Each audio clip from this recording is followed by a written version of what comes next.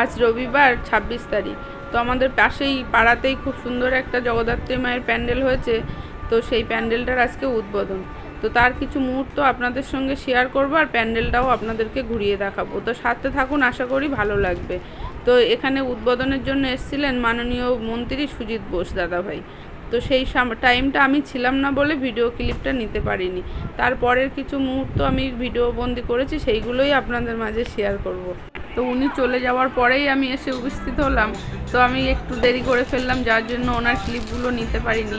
তারপরে এসেই দেখি ক্লাব কর্তৃপক্ষ বা প্যান্ডেল কর্তৃপক্ষ যেটাই বলেন, ওনারা বস্ত্র বিতরণ করছেন কিছু।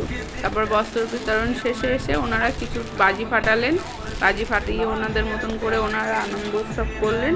তো বাজি আপনারা দেখতে থাকুন। বাজি ফাটানোর শেষেই আর কি আমি প্যান্ডেল ঘুরিয়ে আপনাদেরকে দেখাবো, আশা করি ভালো লাগবে।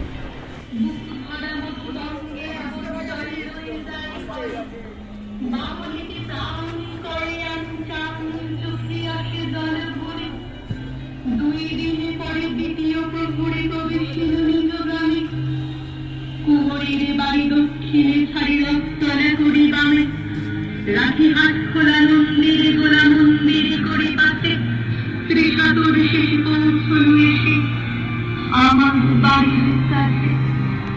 ধিক ধিক করে শতধিক তোরে নীলাজ পুরোটা তুমি, যখনই যাহার তখনই তাহার, এই কি জননী তুমি? সে কি মনে হবে একদিন যদি ছিলে দরিদ্র মাতা?